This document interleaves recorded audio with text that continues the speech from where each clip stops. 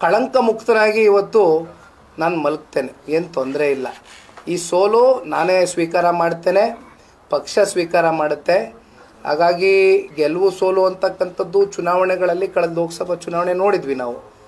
ಏನಾಯಿತು, ರಾಜ್ಯದ ಜನತೆ ಹಳೆ ಮೈಸೂರು ಪ್ರಾಂತ್ಯದಲ್ಲಿ ಅದರಲ್ಲೂ ವಿಶೇಷವಾಗಿ ದೊಡ್ಡ ಮಟ್ಟದಲ್ಲಿ NDA ಅಭ್ಯರ್ಥಿಗಳ ಪರವಾಗಿ ನಿಂತರು.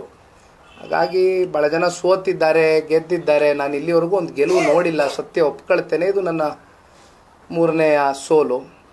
ಆದರೆ ಈಗ ಇತಿಹಾಸ ನಾವು ಮಾತನಾಡೋದಾದರೆ ಭಾಳ ಜನ ಹೇಳ್ತೀವಿ, ಅಬ್ರಹಾಂ ಲಿಂಕನ್ ಅವ್ರ ವಿಚಾರ ಹೇಳ್ತೇವೆ, ಡಾಕ್ಟರ್ ಅಂಬೇಡ್ಕರ್ ಅವ್ರ ವಿಚಾರ ಹೇಳ್ತೇವೆ, ವಾಜಪೇಯಿ ಅವ್ರ ವಿಚಾರ ಚರ್ಚೆ ಮಾಡ್ತೇವೆ. ಭಾಳ ಜನ ಸೋತಿದ್ದಾರೆ. ಸೋತ್ವಿ ಅಂತ ನಾವು ಮೂಲೆಯಲ್ಲಿ ಕೂರ್ತೀವಿ ಅಂತಕ್ಕಂಥದ್ದಾದರೆ ಹಂಗಾದರೆ ನಾವು ಹೋರಾಟಗಾರರಾಗಿ ಸಾರ್ವಜನಿಕ ಬದುಕಲ್ಲಿ ಇರೋದಕ್ಕೆ ಅನಾಲಾಯಕು ಅಂತಕ್ಕಂಥದ್ದು ನನ್ನ ಅಭಿಪ್ರಾಯ. ಹಾಗಾಗಿ ಹೋರಾಟ ಅಂತಕ್ಕಂಥದ್ದು ಶಾಶ್ವತ, ನಿರಂತರ, ಸಮಾಜದ ಏಳಿಗೆಗೋಸ್ಕರ ಹೋರಾಟ ಮಾಡೇ ಮಾಡ್ತೀವಿ, ಜೊತೆಲಿ ಇರ್ತೇವೆ.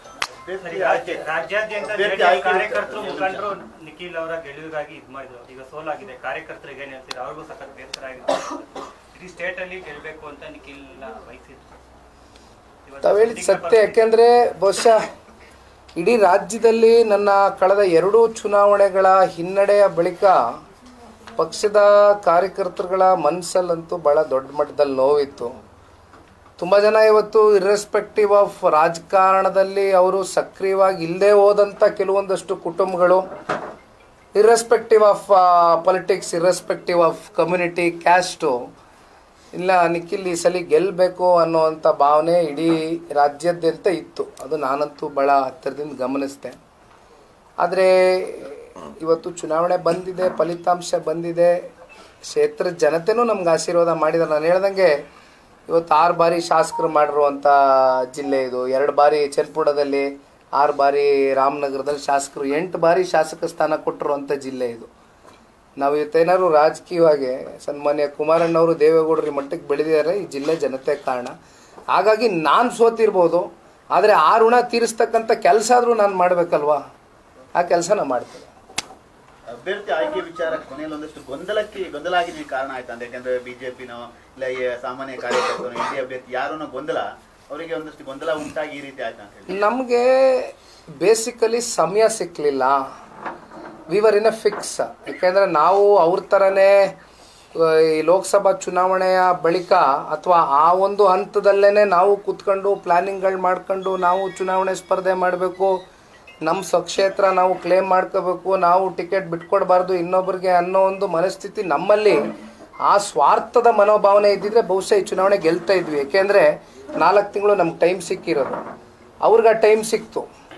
4 ತಿಂಗಳು ಕೂತ್ಕೊಂಡು ಯಾವ ರೀತಿ ಚುನಾವಣೆ ಮಾಡಬೇಕು, ಯಾರನ್ನ ಟ್ಯಾಪ್ ಮಾಡಬೇಕು, ಏನು ಮಾಡಬೇಕು, ಎಲ್ಲ ರೀತಿ ಪಾಪ ಅವ್ರಿಗೆ ಸಮಯ ಸಿಕ್ಕಿದ್ರೆ ಚುನಾವಣೆ ಮಾಡಿದರು. ನಮಗೆ ಸಂದಿಗ್ಧ ಪರಿಸ್ಥಿತಿ.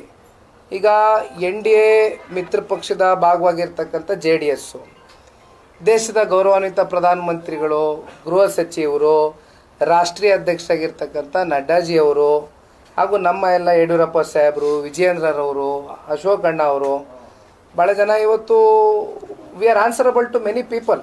ನಾವು 2 ಪಕ್ಷದ ಕಾರ್ಯಕರ್ತರಿಗೆ ನಾವು ಉತ್ತರ ಕೊಡಬೇಕಾಗಿತ್ತು. ನಾವು ನಮಗೆ ಬೇಕಾದಂಥ ತೀರ್ಮಾನಗಳು, ಸ್ವಇಚ್ಛೆಯಿಂದ ತಗೊಳ್ತಕ್ಕಂಥ ತೀರ್ಮಾನಗಳು ಆಗ್ಲಿಕ್ಕೆ ಆಗ್ತಾ ಇರಲಿಲ್ಲ. ಇದು ತಾವು ನೋಡಿದ್ರಿ, ಕಟ್ಟಾಕಿದ್ವಿ ನಾವು. ಕೊನೆಗೆ ಲಾಸ್ಟ್ ಮೂಮೆಂಟಲ್ಲಿ ಅವರು ಈ ಒಂದು ನಿರ್ಣಯಕ್ಕೆ, ತೀರ್ಮಾನಕ್ಕೆ ತಗೊಂಡಾಗ ಕೊನೆಗೆ ನಮಗೆ ಸಮಯ ಸಾಕಾಗಲಿಲ್ಲ. 18-20 ದಿನದಲ್ಲಿ ಬಹುಶಃ ಪ್ರತಿಯೊಬ್ಬ ಜನತಾದಳ ಪಕ್ಷದ ಕಾರ್ಯಕರ್ತರಲ್ಲೂ ನಾನು ಇಲ್ಲಿ ನಮ್ಮ ಚನ್ನಪಟ್ಟಣ ತಾಲೂಕಿನ ಕಾರ್ಯಕರ್ತರಿಗೆ ಹೇಳುವಂಥದ್ದು, ಇಷ್ಟು ಪ್ರಾಮಾಣಿಕತೆ, ಇಷ್ಟು ನಿಷ್ಠೆಯಿಂದ ಚುನಾವಣೆ ಮಾಡಿರ್ತಕ್ಕಂಥದ್ದು ನಾನು 2 ಚುನಾವಣೆ ನಾನು ಮಾಡಿದ್ದೀನಿ. ಒಂದು ಮಂಡ್ಯನೂ ಮಾಡಿದ್ದೀನಿ, ರಾಮನಗರನೂ ಮಾಡಿದ್ದೀನಿ. ಆದರೆ ಈ ಚುನಾವಣೆಯಲ್ಲಿ ಒಬ್ಬ ಸಾಮಾನ್ಯರಲ್ಲಿ ಸಾಮಾನ್ಯ ಕಾರ್ಯಕರ್ತ ಕೂಡ ನಿಖಿಲ್ ಪರವಾಗಿ ಪ್ರಾಮಾಣಿಕವಾಗಿ ಕೆಲಸ ಮಾಡಿದ್ದಾರೆ, ದುಡಿದಿದ್ದಾರೆ. ಅಂಥವ್ರಿಗೆ ನಾನು ಋಣಿಯಾಗಿರ್ತೀನಿ. ಅಂಥವ್ರ ಜೊತೆಯಲ್ಲಿ ಧ್ವನಿಯಾಗಿ ಕೆಲಸ ಮಾಡುವಂಥ ಜವಾಬ್ದಾರಿ ಇದೆ, ಮುಗಿದೋಗಿದೆ. ಈಗ ಮುಂದೆ ಏನು ಮಾಡ್ಬೇಕು ಮಾಡ್ತೀನಿ.